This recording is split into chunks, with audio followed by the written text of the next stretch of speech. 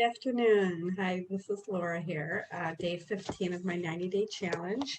I just wanted to hope you're all doing well. Thank you for taking the time to listen to this. And please, I think you want to listen to this whole video. I'm going to keep it as brief as I can, but I did want to share with you today something that was very impactful. So what I wanted to share was in regards to this book, The Four Agreements. This book was given to me at Impact, and we were given the assignment to read it, kind of throughout the week, although there wasn't really time. What I did read, I was just reading it, and it wasn't really, I wasn't really digesting it like I should. So I went back and I started reading it today, and I did want to talk about, the first agreement. Which is be impeccable with your word. And I'm going to be looking down at the book a little bit here, so I just get it right. Then I'm not trying to memorize things. So basically, through the word, you express your creative power. And it is through the word that you manifest everything in your life. And I'm going to definitely condense this down a little bit here. So one word is like a spell, and humans use the word like black magicians, thoughtlessly putting spells on each other. I know it sounds mystical, but it's really happening. Every human is a magician, and we can either put a spell on someone with our word, or we can release them from a spell, depending on what you say to somebody.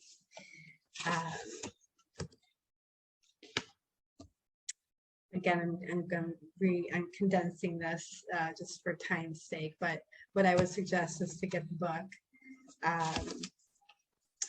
So being impeccable with your word is not using the word against yourself. If I get angry and with my words send all of that emotional poison to you, I am using the word against myself. Even though it appears I'm using it on somebody else, I'm using it against myself. If I love myself, I will express that love in my interactions with you, and then I'm being impeccable with my word, because that action will produce a like reaction. If I love you, then you will love me. If I insult you, you will insult me. If I have gratitude for you, you will have gratitude for me. If I am selfish with you, you will be selfish with me. If I use the word to put a spell on you, you are going to put a spell on me. Being impeccable with your word is the correct use of your energy. It means to use your energy in the direction of truth and love for yourself. Mostly we use the word to spread our personal poison, to express anger, jealousy, envy, and hate.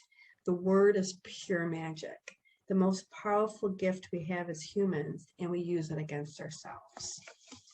We misuse the word so often, and this misuse is how we create and perpetuate the dream of hell. Misuse of the word is how we pull each other down and keep each other in a state of fear and doubt.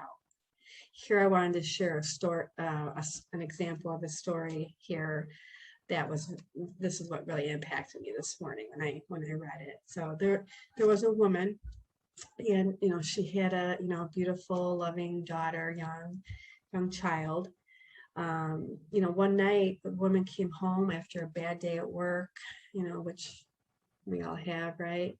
Bad day at work. She had a terrible headache, and her daughter, not knowing what she was going through, was being her joyful, loving self, being loud, dancing, being happy, being loving, unaware of how her mother was feeling, because she was in her own world, the daughter. Well, the mother lost control. She couldn't take it anymore. She could not take the noise. She looked at the beautiful little girl and said, "Shut up. You have an ugly voice. Can you just shut up?"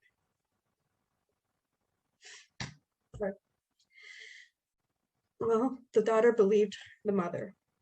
What the mother said in that moment, she made an agreement with herself. After that, she no longer sang because she believed her voice was ugly and would bother anyone who heard it. She became shy at school, and if she was asked to sing, she refused. Even speaking to others became difficult for her. Everything changed in this little girl's life because of this new agreement. She believed she must repress her emotions in order to be accepted and loved, and be quiet. The little girl grew up, and even though she had a beautiful voice, she never sang again. The spell was cast upon her by the one who loved her most, her mother. Her mother didn't notice what she did with her word. She didn't notice that she used black magic and put a spell on her daughter. She didn't know the power of her word, and therefore she isn't to blame, the mother. She did what her own mother, father, and others had done to her in many ways. They misused the words. People who love us do black magic on us, but they don't know what they do. We must forgive them as they don't know what they do. These types of spells are difficult to break. The only thing that can break a spell is to make a new agreement based on truth. The truth is the most important part of being impeccable with your word. On one side of the sword are the lies which create black magic. And on the other side of the sword is the truth, which has the power to break the spell of black magic. Only the truth will set us free. And I'm going to leave it at that. So I hope that was as impactful to me. Probably not, because you didn't read the whole thing, but I just wanted to share that with you. I had to. Again, The Four Agreements by Miguel Ruiz. A really easy read, and it will be worth it. It'll be worth your time. Okay, until tomorrow and the next time, we'll have a nice day. Okay.